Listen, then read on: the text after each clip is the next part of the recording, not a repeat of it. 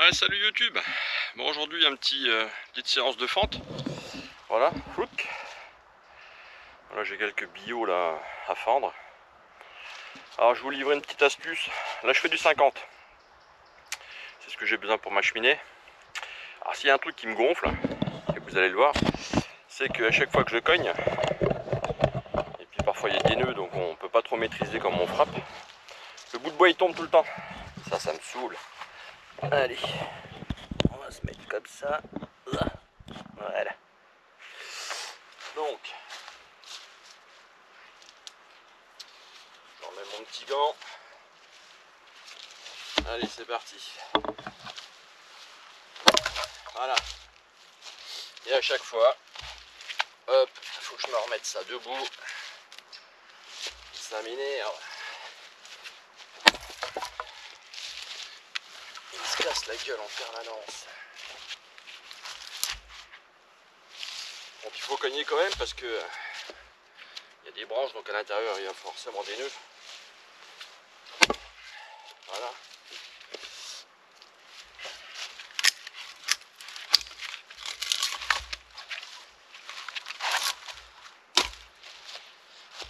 Voilà, celui-là il est fait. Donc ma petite astuce, j'ai démonté mes quads, mes pneus de quad il n'y a pas longtemps. Hop.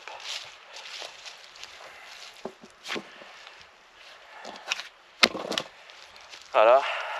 Je mets mon... Alors j'en mets un ou j'en mets deux parce que j'en ai un deuxième. Bon, le deuxième je ne l'ai pas ramené. Et puis ça va me le tenir. Il va pas tomber. Allez, je vous montre ça en vidéo encore. Alors, est-ce que là je suis bien centré? Oh, pas du tout. On va. J'éteins, je rallume. Comme d'hab. Voilà.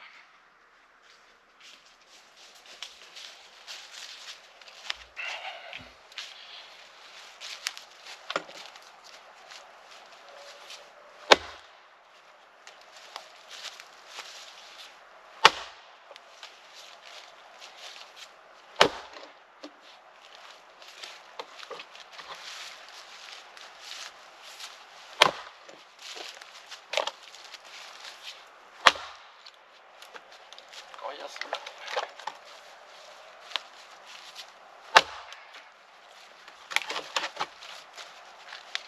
Le petit dernier. Et voilà.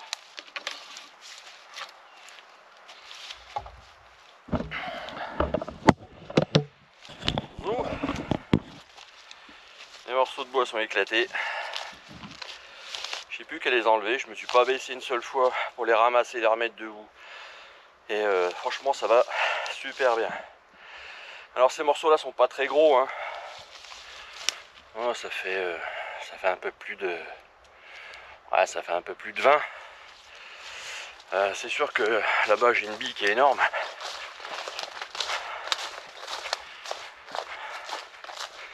Là faudrait des roues, je sais pas, faudrait des roues de tracteur. Voilà, je mets ma main. Ouais, il en manque un. Voilà. Donc celui-là, je pense déjà en le frappant il va rester debout. Mais même s'il reste pas debout, on a une autre solution. Allez, je vais vous montrer ça quand même.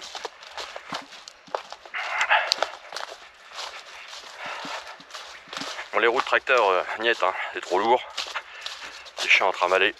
Des pneus de quad c'est bien, des pneus de roue aussi, de voiture. Alors ils sont où? Ils sont là. Et hop.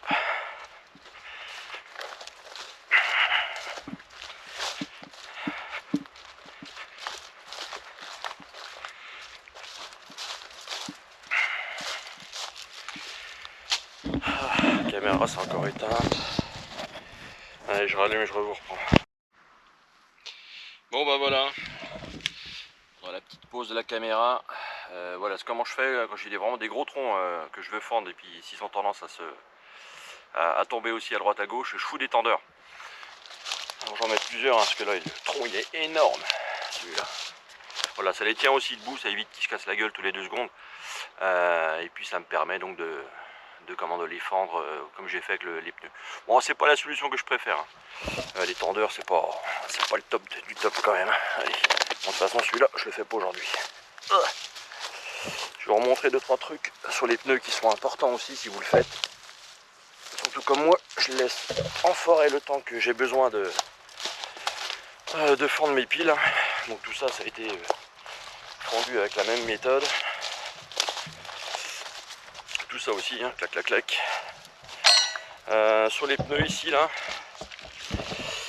voilà, ici là, j'ai fait des, je sais pas si on voit, j'ai fait des trous. Alors il faut que je les débouche un peu mieux que ça parce que là c'est pas top. Voilà, zou, j'ai fait des trous un peu partout. C'est pour que la flotte elle se barre. Voilà, faut 4. J'en ai fait 4 des trous là, mais il faut vraiment que je fasse un peu mieux. J'en ai fait des deux côtés. Pourquoi je fais ça? Parce que il y a des bestioles qui se foutent dedans. Voilà.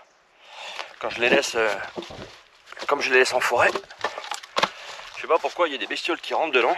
Et puis quand il pleut, ça les remplit, ils se noient. Et après ça pue la mort. Alors comme je n'aime pas tuer les bestioles non plus, je peux faire que ce soit sec. Et puis qu'ils rentrent pas d'eau, ou s'ils rentrent, qu'ils arrivent à sortir, quoi. Limaces, escargots et j'en passe et des meilleurs. Donc pensez à les percer, c'est important. Voilà, donc mon bois, il est pété. Bon, celui-là, il devait y avoir un peu de fibre. À mon avis, ça devait être le pied. D'habitude, ça va mieux que ça. Mais bon, vous avez compris le principe. Bon, il me reste un peu de boulot, hein. Encore tout cela à faire. Donc, du coup, moi, je vous dis ciao, ciao. À bientôt, forcément. Le bois, c'est que le début. Et puis, prenez soin de vous. Allez, bye. Bon, c'était pas la fin. J'ai oublié de vous dire un autre truc. Un des avantages du pneu, même quand on fait du 50, hein, c'est que parfois quand on a des nœuds comme ça, là où je suis obligé de taper vraiment comme un sauvage, quand il casse, hop, et ben là, le merlin il a tendance à rentrer dans la terre.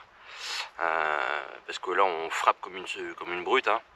On retient pas ses coups et si vous avez des cailloux dans le sol, et ben ça va vous faire des jolies dents sous le merlin, voilà. Et ça c'est pas cool, donc faut le réaffûter tous les 2 secondes. Bon, celui-là, vous voyez, il a pas de dents, hein. Et donc un des avantages du pneu, c'est que même si vous cognez comme un sauvage, comme je l'ai fait tout à l'heure là, le manche il vient, voilà, le manche il vient en appui sur le pneu et ça le stoppe. En fin de compte, ça va ralentir sa vitesse enfin, et ça évite de bouffer des cailloux et je sais pas quoi dans le sol.